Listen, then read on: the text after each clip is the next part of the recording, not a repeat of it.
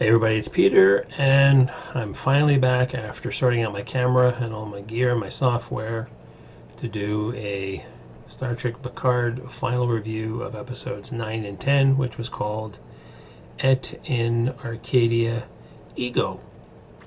Loosely translated is Death in Paradise. I'll leave a wiki link down below. And as always, don't forget to like, subscribe, hit notifications. I am posting on an irregular basis. And let's just jump into it. So I'm just going to read off both recaps from IMDb, and then I'm just going to go into some of the stuff I found was really odd with the episode, because hopefully by now there will be spoilers, and I think by now everybody has seen the series so far. With episode 9, which is part 1 of a two-parter, the Romulans in pursuit, Picard and the crew finally reach Soji's home planet and discover more than they expected about the inhabitants. Ooh. And part 2, which is episode 10, Picard and his team are pitted against the Romulans and the synthetics of Peleus in a final confrontation. And just the start of this title kind of reminded me of a lot of the funky titles of season 1 of Discovery, when they were using Into the Madness Greatly and all these other weird ass titles. So you'll have to forgive me, I'm still dealing with my scratchy throat. I don't have the quote-unquote said virus that's going around. I just have my own problems, so I apologize if it's hard for me to understand, but this is the best I can manage with my raspy, scratchy throat. What I am doing is just make a list of all the odd points that I found going through the series. So we're starting with episode 9, where they come out of the conduit, and somehow Narek was able to follow them. I don't know how, but apparently he could.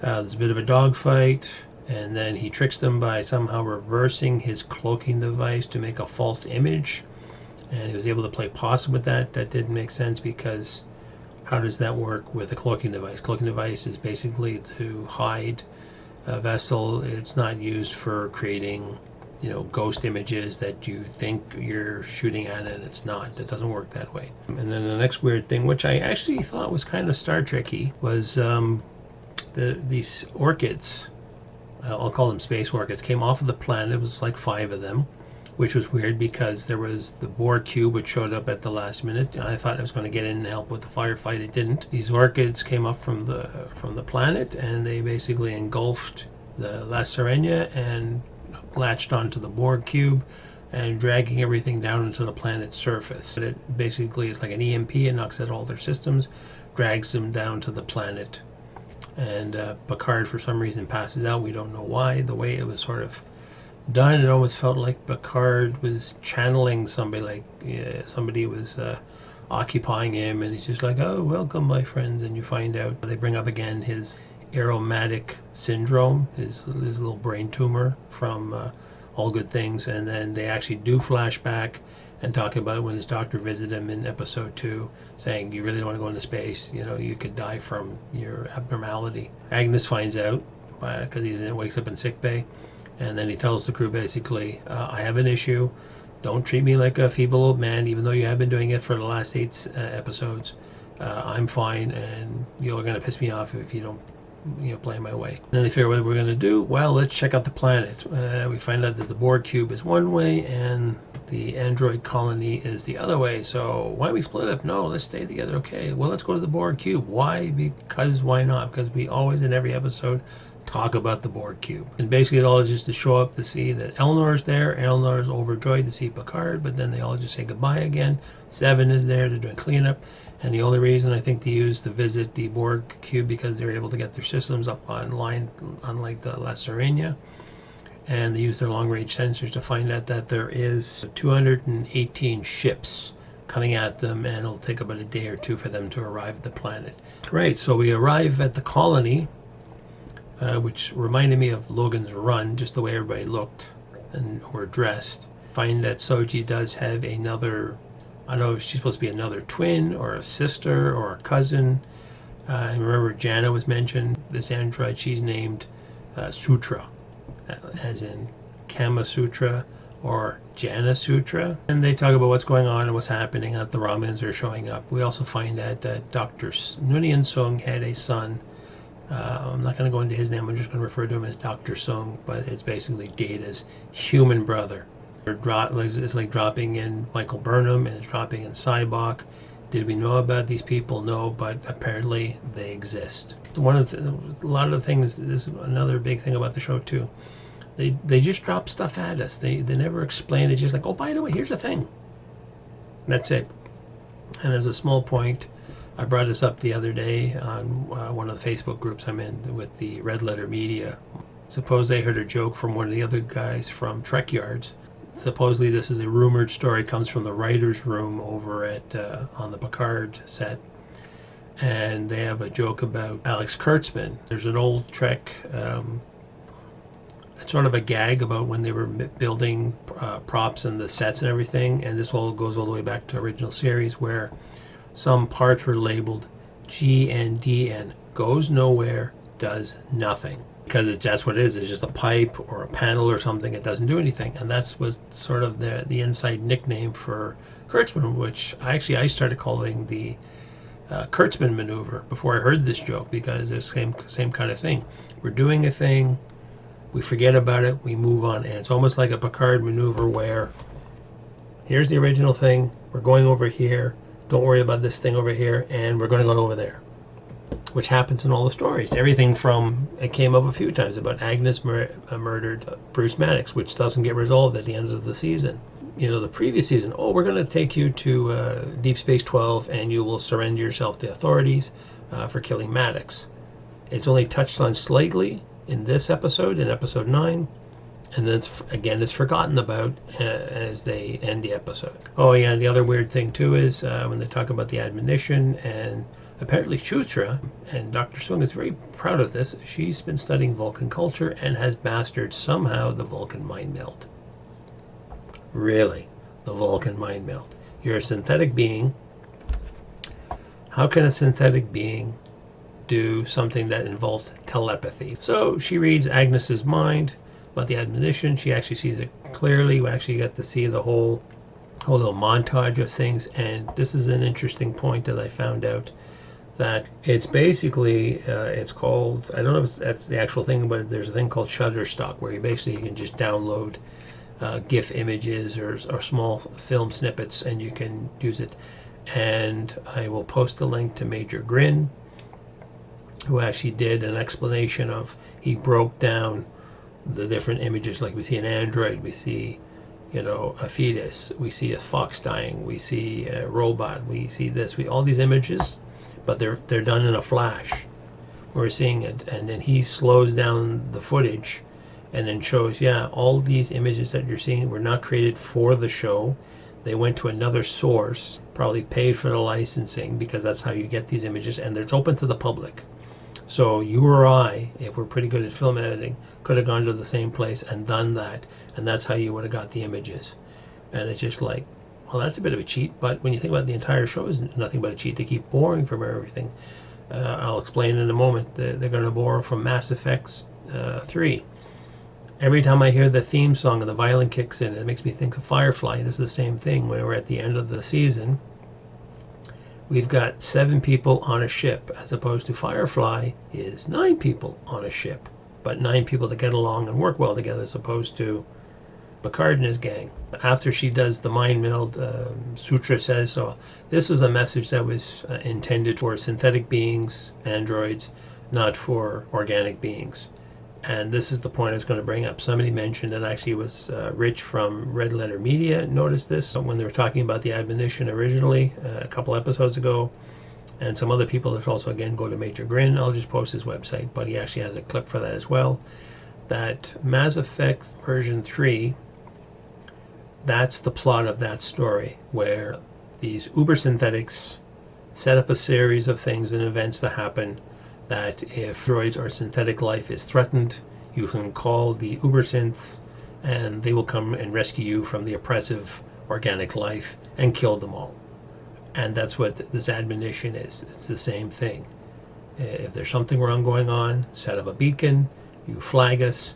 And the weird thing is, when you think about it too, if these uber synthetic, which could be borderline mechanical cues, wouldn't they be monitoring, things going on and say, oh, look, there's a bad thing going on there. We should send some of our own kind to help them out. Why would you have to construct a beacon? And my other thought I thought about too, if this warning was set up for synthetics, one, how did the Romulans know about that planet, and why, if this is a warning message for synthetic life forms, why don't the androids know all about this, and why aren't they monitoring this planet and finding about the thing and say, oh, we better set up a safeguard system for this? No, the Romulans know about it. This absolutely makes no sense. What's the next thing on the list? Oh yes, then we find out that actually Dr. Sung, with Maddox's help, he's made himself a golem.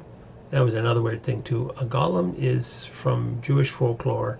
It's made out of, if you play D&D, you know about this too, but they're made out of clay, and they're, as far as I know, it's some kind of a protectorate statue that comes to life, and you can command it and it'll do things for you. I think there was even one of the later Simpsons Halloween specials, Bart took control of a golem. So why don't you just call it just call it what it is? It's an android. Why do you have to call it a golem?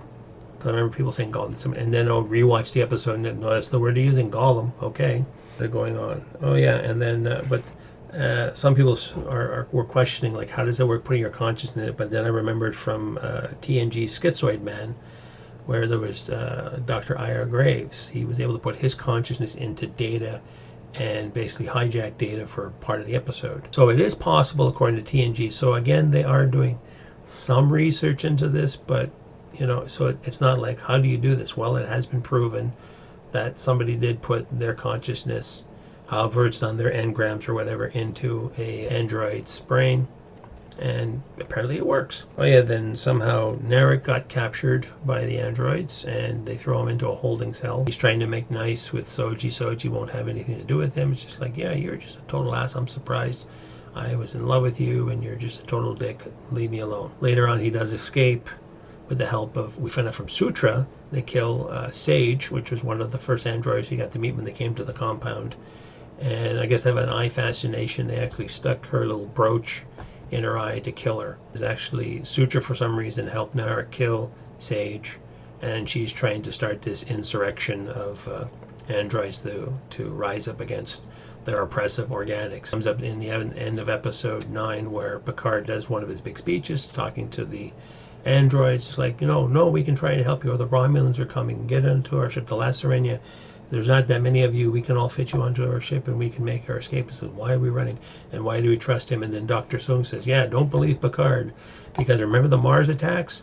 Well, he tried to stand up for the Romulans, and he got shut down, so they're not going to listen to him now. I think we're going to have to house arrest him and stick him in a room, and we will carry on with building the beacon. Just before episode 9 ends, and then we cut back to the Romulan fleet, and we see, and this was weird too, one of the flunkies of the Romulans says, Commodore O, we're almost on the planet, and they're still traveling through warp/hyperspace on their way, and we end the episode there. Then we pick up episode 10, where more weirdness is going on. Narek actually, after he made his escape, goes back to the Borg cube.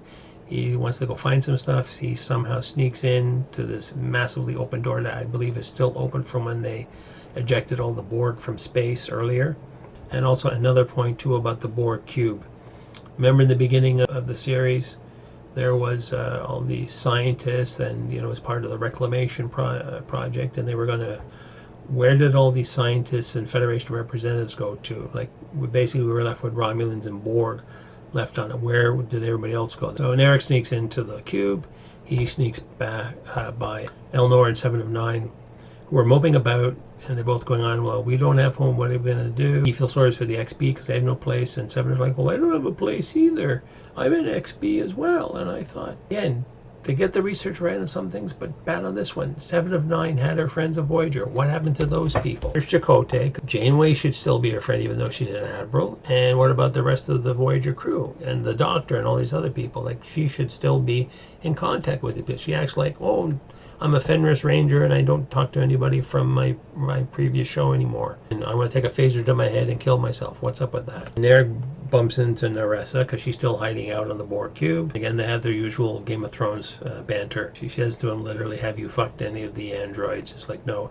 Have you killed any of them? Yes, I killed one. Then we get into Oh yeah, and before we end episode 9, Raffi and Rios are going to see if they can go get the ship up and running, and Sage, before she got killed, gives them this sort of Willy Wonka device. It looks like some weird thing that you can hold on with this odd grip. The only instruction they get is, oh, you just use your imagination and you can fix all sorts of things. And I'm like, and a lot of people were like, what in the Willy Wonka are you talking about? And especially imagination, which the show has nothing of. So they made their way back to the ship and they used the magical device. Hey, how are we going to fix the power supply?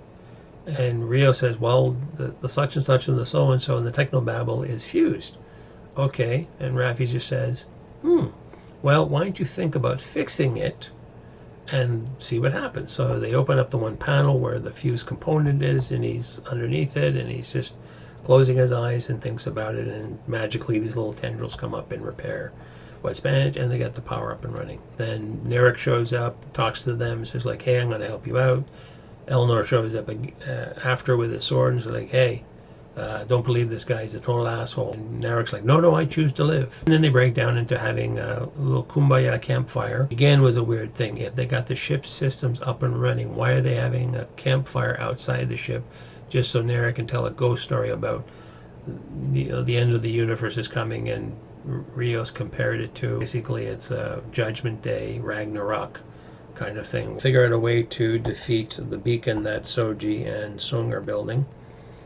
And in between all that too, just before they locked Picard up, they were going to lock up Agnes, and Agnes said, no, I can help you. I apologize. You know, she says to Sung in private, yeah, sorry for killing Bruce, but I can help you. And he says, yes, you will atone for your sins, and if you help us, help me with my golem, and maybe help my android kids, and sure, you can be on our side. And you find out she's being a double agent. She's just secretly doing all this so she can free Picard. And somehow, through the magic of fast travel, they go back to the La Sirena and take it over. Yeah, Raffi, Rios, Elnor, and Narek now have this cunning plan of, well, we have to take out the beacon, and Narek has these grenades, so we can use them to destroy the beacon. And the plot ensues on that. Middle of all that too, Dr. Sung finds out that Sutra was lying. She actually killed Sage and freed Narek. He else his hand, and he has this little gizmo wand that he can go up there and go like, and she basically, it's a baby EMP and just knocks her out. Don't see Sutra for the rest of the episode. Meanwhile, Picard's in orbit. The Romulan fleet has showed up, and they figure, well, how are we going to do this? Too many moving parts in this show, I swear. Oh yeah, before they take off with the ship too, two weird things. How does Agnes know how a starship functions? She's a doctor of robotics. She's not trained on ships. And Picard's giving orders like, we'll call it this, and when's the fleet coming? Oh, it's coming in 7 minutes. Okay, we gotta get the ship going. And Picard goes like, you know what? I watched Rios fly the ship. I think I can fly the ship now. Even though the last time he tried to do it, he did not. I have no idea what I'm doing. Now apparently he has. So he's flying the ship. They're zooming around. In comes the Romulan fleet. Well, we have to have a plan. And Agnes keeps bugging Picard. You have a clever plan, right? We're not just flying around for the sake of flying around. The big pew-pew fight we were expecting between Starfleet and the Romulans only happens between the space orchids and the Romulans, with Picard flying the ship in around. And once the orchids are defeated, they figure out, oh, hey, maybe we can do. Then the Picard maneuver comes up in the conversation between Agnes and Picard. You can only do that with one ship. And then she thought, oh, but I've got this imagination device that we found here. And there's the really weird screenshot of her and all her faces. She's able to replicate it, and they figured, okay, we can replicate the ship using the MacGuffin device. And after that all fails and Picard's knocked on his ass, the weird thing with the space battle was that when Picard's ship is knocked out, it acts like an airplane, not a spaceship. So it's doing this tumbling and spinning around. It's like, ships in space don't tumble and spin around. You normally, in an atmosphere, that happens. If you're in space, you're just hit, and maybe you'll just like, you'll just sort of float aimlessly in space. Riker shows up, one of the best semi-parts of the episode. Fortunately, he shows up with 200 and something copy and paste ships. The Zheng He, or the Zheng He, my Chinese is horrible, which I actually did Google. It's actually the name of a famous Chinese. He was a mariner, an explorer, he was a fleet admiral. But yeah, that was the dumb thing with the fleet. He shows up And for the people that are really catching the eye, like Trek Yards and some of the other Trek fans out there, or ship fans, notice that Riker's bridge is basically a redress of the Discovery ship, which falls in line with probably a lot of people talking about the way the series is going. You can see there's been at least 4 showrunners apparently. There's Shaban, there's Kurtzman, Goldsman is another person. I forget who the 4th person was. And the tones change, and you can sort of see this with the series, because I think Riker showing up at the last minute, or being Riker. They got Frakes in there that is, well, we got to do something. Well, we'll throw a uniform on him, and what are we going to do? Can we build a bridge? No, we can throw him on the Enterprise bridge. We'll turn him this way so we'll see this side of the ship, and we'll throw in some handrails when you're looking forward. We'll make the view screen look bigger, and hey, it's a different starship. Who's going to know? Star Trek fans. Uber strong, beloved Star Trek fans are gonna figure you guys out. And that was the other weird thing too, when he introduces himself too. He says, "This is acting Captain Riker here, and I'm on top of the ship, and I've got all these other ones, and this is the biggest, baddest ship ever made in the fleet, and I've got a whole bunch of them behind me as well. We're all the same. That's why we all look the same. God damn it." And my other thing is too, who made all these ships? If we lost the Planitia yards at Mars because of the attack 14 years ago, do they have other shipyards to build things? Did they ask their Federation neighbors to, hey, we need to rebuild a fleet again for Starfleet. Can you guys help us out? Never explained. They just show up with a fleet of ships. A couple of things that bugged me was him saying he's acting captain, because in Nepenthe he says he's retired but he's on active service. As far as I know too, there is about active reserve. You're just on standby, so you still retain your rank if you're on standby service. So Riker wouldn't be acting captain, he'd be Captain Riker. Acting captain, and I guess they didn't know this, acting captain is, say Kirk or somebody leaves the ship. Well, who's left in charge? Spock's left in charge, Sulu's left in charge, Scotty's left in charge, okay. And if they have to address somebody, says, oh, by the way, I'm acting Captain Scotty of the Starship Enterprise. Oh, when they were getting ready to fight the Romulans, he goes, right, weapons hot, deflectors up.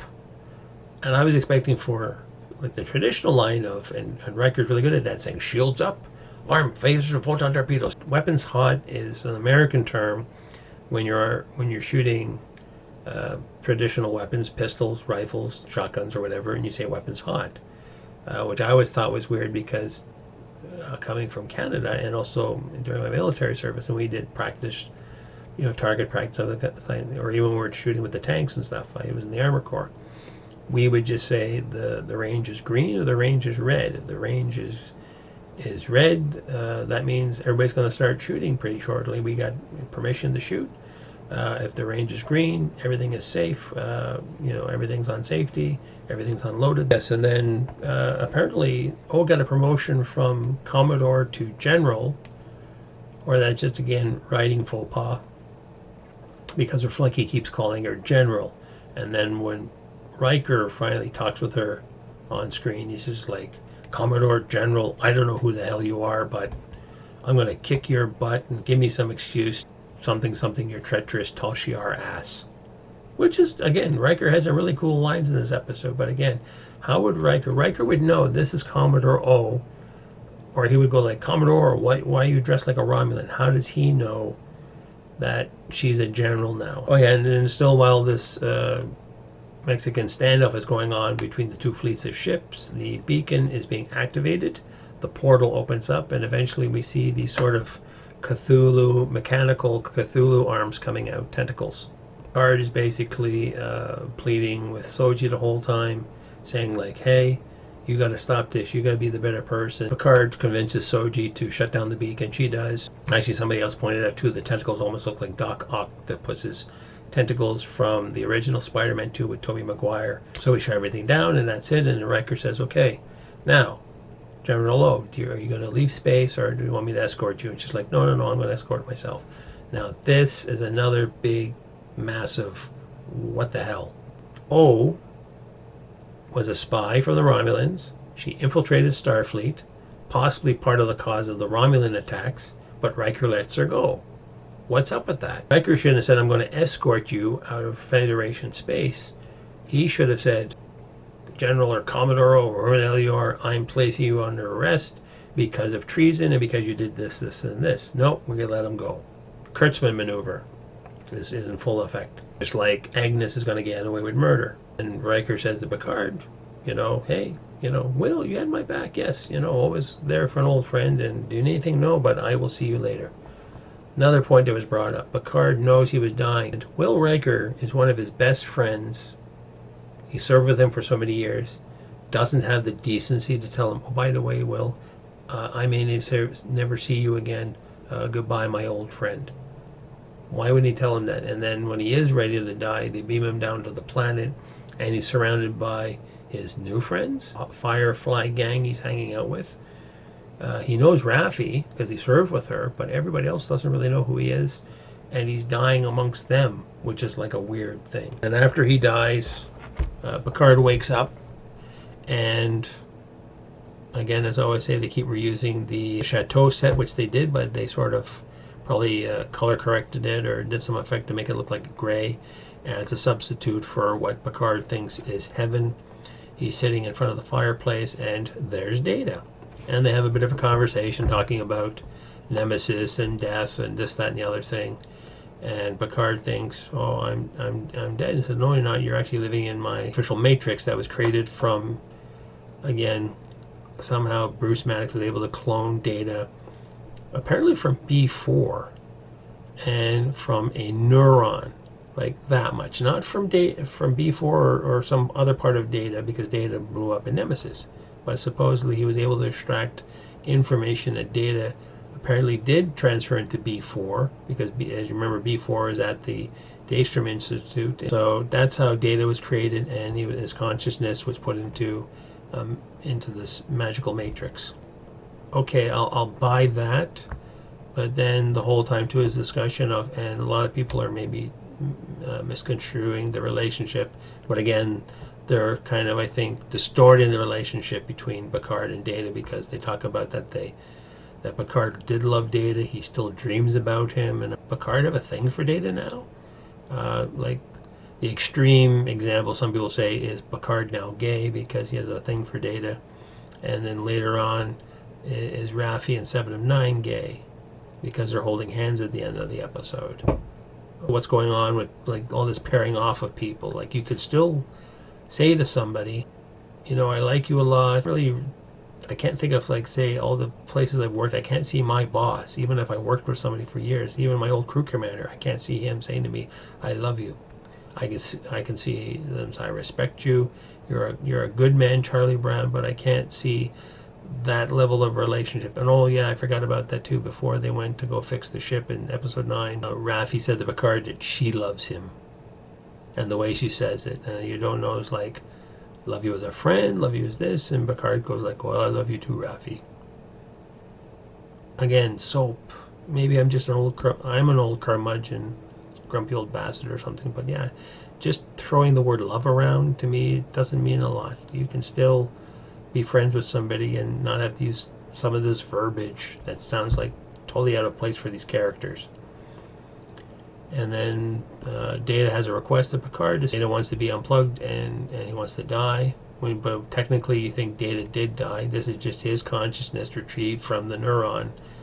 But I guess he still feels in his own way that he is still being kept alive and wants the plug pulled. But I thought too, and when you see the scene afterwards, that's a bunch of flash drives plugged into a box, but who's to say that they just don't plug the drives back in to resurrect Data again? Like, why not?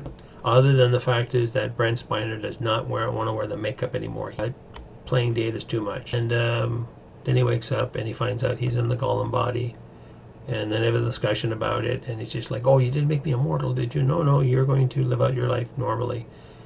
Other fans brought up this point too. Why didn't they make Picard younger? And that would have worked. It would have been like a Doctor Who scenario where it would have been like a regeneration. We could have Picard in a younger body. We could have brought in a younger actor. We didn't have to have Patrick Stewart, because Patrick Stewart's going to be 80 soon. What if he, dies tomorrow or something from natural causes or whatever? How are we going to keep the show going? He's told no, he'll have a few years left. We don't know. He says, do I have 10 years? Do I have 20 years? Who's to say? And then we get everybody back into the ship. Apparently, we're leaving the Borg cube behind, but 7 is coming along. and so is Elnor. Again, we don't know this entire episode what happened to the Borg cube. The Borg cube could have come back online. Borg cubes regenerate. They can, I think it was mentioned in the both worlds, even at a low percentage rate, like 75%, a Borg cube is still effective as a fighting machine. Why couldn't they get it back online, launch it, get it into orbit, and they could have defeated? I guess they didn't want to do because a lot of people were speculating they were going to do a big firefight scene like they did at the end of season 2, episode 10 of Discovery. It's Star Trek, it's not Star Wars. Got all this sorted out, everybody's happy, and Picard's alive. They all end up back on the La Sirena, and we cut to Rios and Agnes sitting on the bridge. He gives Agnes a kiss, and everybody's like, wait a minute. And actually there's a meme out that for 2, we've got a murderer. Like, everybody's done something. Elnor is a killer. Agnes is a murderer. 7 of 9 has killed how many people as a Borg? Raffi is, weed smoking, drinking, sociopath. Everybody but Picard down to the mess hall, and this is another controversial scene where we see Raffi and 7 of 9. There's a Calto thing. That's one of the things I noticed actually was more. First was there's the Calto game sitting on the table. There's a bottle of whatever, but they're holding hands. Depending who you ask, some people are like, oh, it's a gay lesbian thing. It's these two are now a thing, which nothing wrong with that, but 2 characters that have very little screen time together, how did they end up being a couple? Another argument is that, well, it's just 2 women consoling each other after the traumatic events that just happened. And I thought, 1, 7 of 9 was a Borg for the majority of her life, and she spent time on Voyager. They had all sorts of battles. There was the Year of Hell, all sorts of things. Oh, she doesn't know what trauma is. That's right, because 7 of 9 has no idea what trauma is. And Raffi was a Starfleet officer. Who knows what all the ventures and trouble she got into with working with Picard. Starfleet is trained for the unknown, for space, contingencies, how to fight, how to battle, how to take care of yourself. It's not all just sitting back and being nice and shaking hands. So why would it be a traumatic thing of women like, there, we just went through a bad thing, you'll be better now. They were holding hands and looking at each other. They were gazing into each other's eyes. That's how it looked like to me. And again, I have no qualms about this, but it's just because it just dropped there. It's like, oh, by the way, they're holding hands. Why are they holding hands? Why is Raffi and Agnes still a thing? They had one little tryst together. Now they're a couple. So it's like, again, and I think that's a Kurtzman thing too. He doesn't like having loose ends. So we have to pair up all the characters except for Elnor. He's still on the crew. He's still going to hang out. Picard really doesn't have anybody, but he's the main character of the show, so he has to stay on. And some reason 7 of 9, she's not going to help out the Borg, which she was the Borg queen for 2 seconds. She could have helped them. No, I'm going to hang out with these guys, and they all fly off. I love Firefly, but not as shiny. As a quick point, this was a waste of 10 episodes when you think about it, even though I followed through and I did reviews, and I don't want to hear the argument of, well, if you don't like it, don't watch it. Well, as a Trek fan, you want to watch Star Trek stuff. Picard did have the occasional moments, though, but not overall moments. I think even in Discovery Season 1, I keep going on about, I like the Captain Mudd, and some of the Mirror episodes were pretty passable. Season 2 was horrible. I think that's the other thing, too, this whole negativity, and it's not a dystopian universe, but it's all negative. It's dark.